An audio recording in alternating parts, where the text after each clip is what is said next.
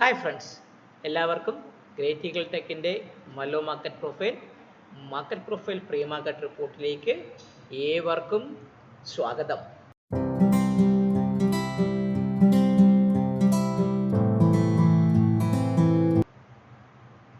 ഇന്നത്തെ റിപ്പോർട്ടിനെ ഇനി മുതലുള്ള റിപ്പോർട്ട്സിനെ എല്ലാം ഞാൻ എന്ത് ചെയ്യാൻ തീരുമാനിച്ചു, ഒരു 4-5 ഖണ്ഡികകൾ പോലെ, അല്ലെങ്കിൽ എന്ന് പറഞ്ഞാൽ എന്താണ് പ്രീവിയസ് ഡേയുടെ മാർക്കറ്റ്, എങ്ങനെയാണ് നമ്മൾ മാർക്കറ്റ് ക്ലോസ് ചെയ്തത്, എത്ര കോട്ട് ഡെൽറ്റ മാർക്കറ്റിൽ ഉണ്ടായിട്ടുണ്ട്, പിന്നെ വേൾഡ് മാർക്കറ്റ് ഇപ്പോൾ എങ്ങനെ പെർഫോം ചെയ്യുന്നുണ്ട്, നമ്മുടെ മാർക്കറ്റ് നാളത്തെ ന്യൂസ് എന്തൊക്കെ വന്നിട്ടുണ്ട്, ഈ ന്യൂസ് എന്തൊക്കെയാണ് പോസിറ്റീവായിട്ടുള്ളത്, അതിൽ നാളെ നമ്മുടെ മാർക്കറ്റ് എങ്ങനെ പോകും, ഇങ്ങനെ ഒരു 4-5 ഒരു ഡിവിഷനായിട്ടാണ് ഞാൻ വീഡിയോ ഇനി മുതൽ ചെയ്യാൻ പോകുന്നത്.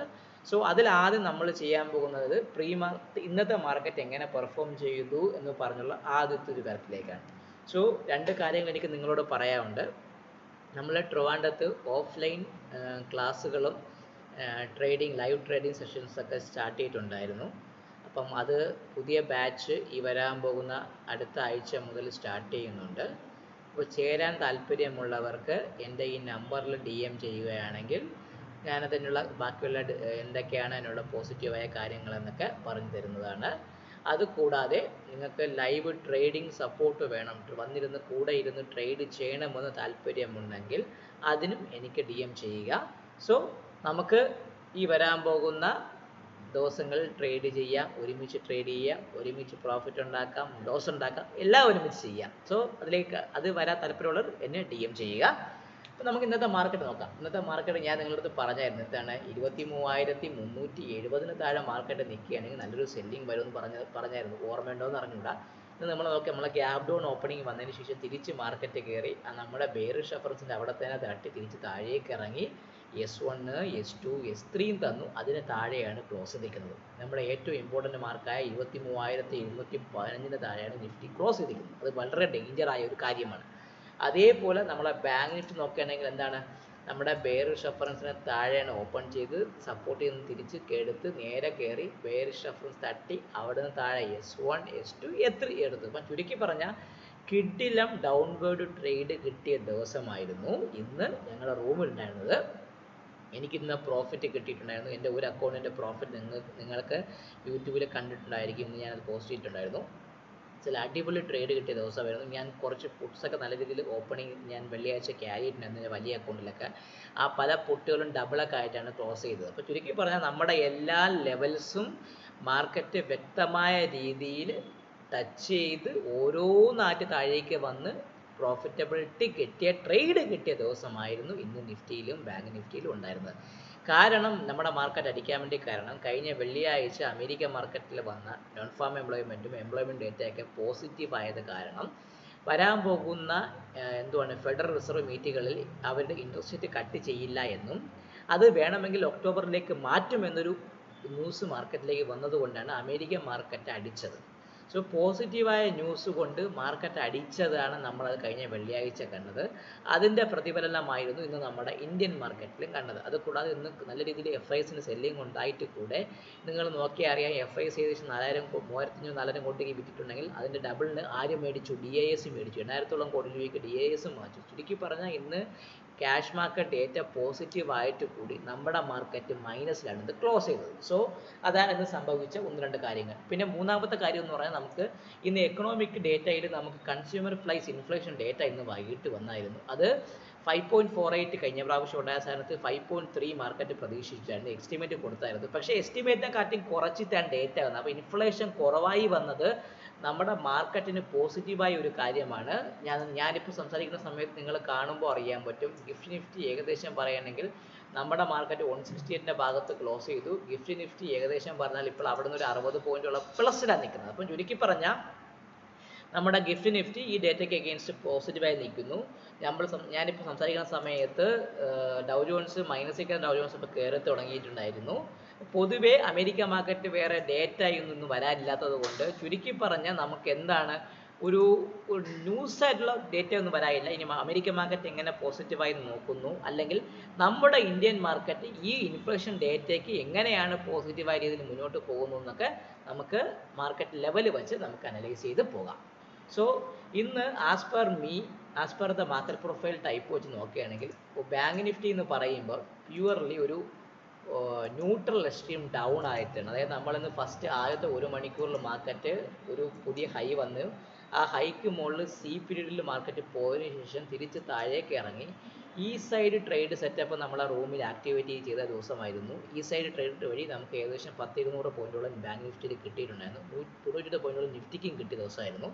സോ ആ താഴേക്ക് വന്ന് നമുക്ക് ഒരു കെ പീരീഡിൽ ഒരു പുതിയ ലോ വന്ന് 48-200 ഭാഗത്തൊക്കെ വന്നിട്ട് തിരിച്ചു പറഞ്ഞ ഐ ബിക്ക് അകത്ത് തന്നെ നിഫ്റ്റി ക്ലോസ്. ഇപ്പോൾ ബാങ്ക് നിഫ്റ്റിയെ സംബന്ധിച്ച് ന്യൂട്രൽ ഡേ ആണ് bank Nifty as per the market profile structure പ്രകാരം. ബാങ്ക് നിഫ്റ്റിയുടെ പി ഒ സി വെക്കുന്നത് 48,540 ഭാഗത്താണ് പി ഒ സി നിൽക്കുന്നത്. വി വാപ്പ് നിൽക്കുന്നത് 48,449 ഭാഗത്താണ്. അപ്പോൾ ചുരുക്കി പറഞ്ഞാൽ 540ക്ക് മുകളിൽ മാത്രമേ ഞാൻ ഇനി ബൈയെ കുറിച്ച് ചിന്തിക്കുന്നുള്ളൂ. ഞാൻ എന്ത് ചെയ്തു, ബാങ്ക് നിഫ്റ്റിയുടെ ഡേറ്റ അങ്ങ് മാറ്റി വയ്ക്കാം. എല്ലാ ലെവൽസും ഒന്ന് റിമൂവ് ചെയ്ത് കളഞ്ഞിട്ട് ഞാൻ ഒന്ന് പുതിയതായിട്ട് വരയ്ക്കാൻ പോവുകയാണ്.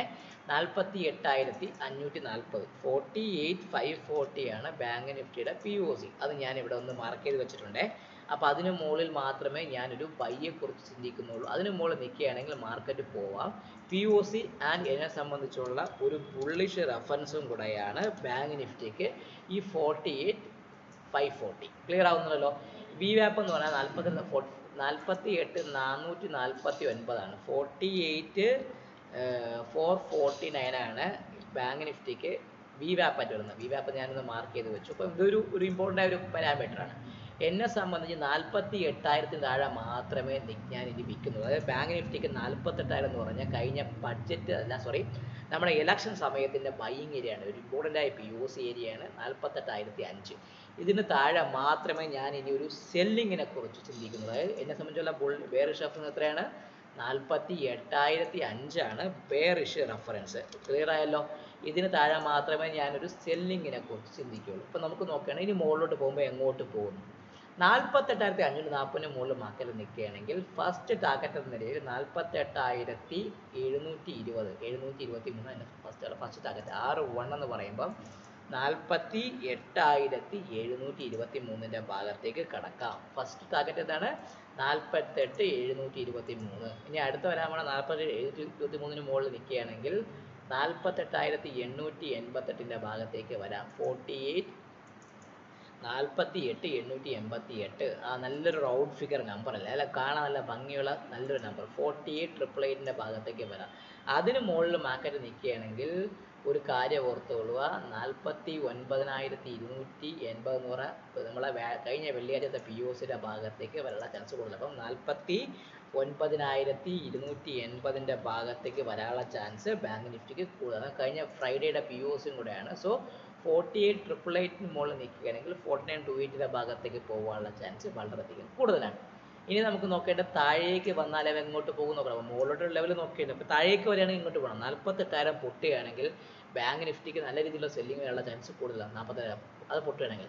സോ 40,000 പൊട്ടുകയാണെങ്കിൽ നമുക്ക് നല്ല രീതിയിൽ സെല്ലിംഗ് വരാം. അത് ഫസ്റ്റ് ടാർഗറ്റായ 47,859 ഫസ്റ്റ് ടാർഗറ്റ് ആകുമ്പം 47,859 എന്ന് പറഞ്ഞ S1 അവിടെയാണ്.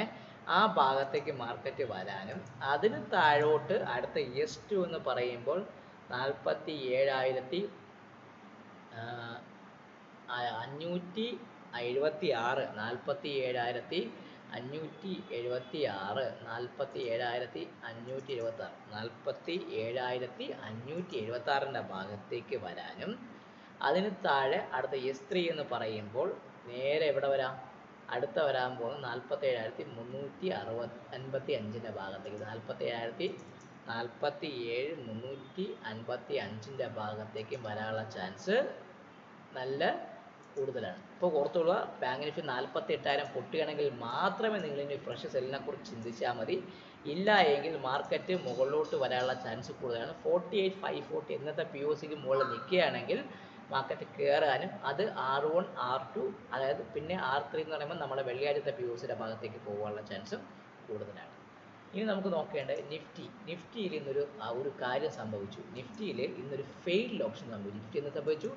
നിഫ്റ്റിയിൽ മോൾ ഇങ്ങനെ ഒരു എഫ് ഐ സംഭവിച്ചു, അതായത് ഒരു ട്രെൻഡ് ചേഞ്ച് വീണ്ടും നെഗറ്റീവ് സൈഡിലേക്ക് നിഫ്റ്റി കാണിച്ചിട്ടുണ്ടായിരുന്നു. 23,405 മുകളിൽ മാത്രമേ, 409 അതിന് മുകളിൽ മാത്രമേ ഞാൻ ഇനി ബൈ എടുക്കുള്ളൂ. 23,410 ആണ് എന്നെ സംബന്ധിച്ചുള്ള നിഫ്റ്റിയുടെ ബുള്ളിഷ് റഫറൻസ്. ഇന്ന് എഫ് ഐ വന്ന പോയിന്റ് അവിടെയാണ്. സോ ഇന്നത്തെ ഹൈക്ക് മുകളിൽ മാത്രം നിങ്ങൾ ബൈയെ കുറിച്ച് ചിന്തിച്ചേ. അപ്പോൾ 23 ബുള്ളിഷ് റഫറൻസ് എന്ന് പറയുമ്പം നിഫ്റ്റിക്ക് കൃത്യമായിട്ട് പറയുകയാണെങ്കിൽ 23,411 ഭാഗത്താണ് ഉള്ളത്. സോ ആ 411 മുകളിൽ മാത്രമേ നമുക്കൊരു ബൈയെ കുറിച്ച് ചിന്തിച്ചാൽ മതി. ഒരു കാര്യം ഓർത്തേക്കുക, ഇന്നത്തെ പി ഒ സി വന്നിരിക്കുന്ന 23,269, അതിന് മുകളിൽ നിന്ന് 23,269 പി ഒ സി വി വാപ്പ് വന്നിരിക്കുന്നത്. ഓർത്തോളൂ, പി ഒ സി ആൻഡ് വി വാപ്പ് എന്ന് പറയുമ്പോൾ 23,269 ഭാഗത്താണ് നിഫ്റ്റിക്ക് നിൽക്കുന്നത്. അത് നിങ്ങൾ ഓർത്ത് വെച്ചേക്കുക. സോ 411 മുകളിൽ മാത്രമേ ഒരു ബുള്ളിഷ് റഫറൻസ് ഞാൻ കാണുന്നുള്ളൂ. 411 മുകളിൽ നിൽക്കുകയാണെങ്കിൽ ഫസ്റ്റ് ടാർഗറ്റ് 497, 23,426 എന്ന് പറയുമ്പോൾ 23,497. അതിന് മുകളിൽ അടുത്തത് R2 എന്ന് പറയുമ്പോൾ അടുത്ത വരാൻ പോകുന്നത് ഇന്നലത്തെ പി ഒ സി, കഴിഞ്ഞ ഫ്രൈഡേ പി ഒ സി ആയ 584, 23,584. ഇതാണ് ഞാൻ എന്ത് ചോദിച്ചത്, 23,500 വരുമോ എന്ന് ചോദിച്ചുള്ള എൻ്റെ ക്വസ്റ്റ്യൻ്റെ ആൻസർ അവിടെ നിങ്ങൾക്ക് കിട്ടിയെന്ന് പ്രതീക്ഷിക്കുന്നു. 23,584. അതിന് മുകളിൽ നിൽക്കുകയാണെങ്കിൽ 23,632 പോകാനുള്ള ചാൻസ് കൂടുതൽ. 23,631, 23,633 പോകാനുള്ള ചാൻസ് വളരെയധികം നിഫ്റ്റിക്ക് കൂടുതൽ. ഇതാണ് മുകളിലേക്കുള്ള ലെവൽ. ഇനി താഴേക്ക് എന്ന് പറയുമ്പം 23,150 പൊട്ടി ക്ലോസ് ചെയ്യുകയാണെങ്കിൽ മാത്രമേ ഞാനൊരു സെല്ലിങ് ഞാൻ നിഫ്റ്റിക്ക് എടുക്കുകയുള്ളൂ. സോറി, ബെയറിഷ് റെഫറൻസ് അതാണ് 23,150 എന്നെ സംബന്ധിച്ചുള്ള ബെയറിഷ് റെഫറൻസ്. അതിന് താഴെ നിഫ്റ്റി നിൽക്കുകയാണെങ്കിൽ എവിടം വരെ പോകാം?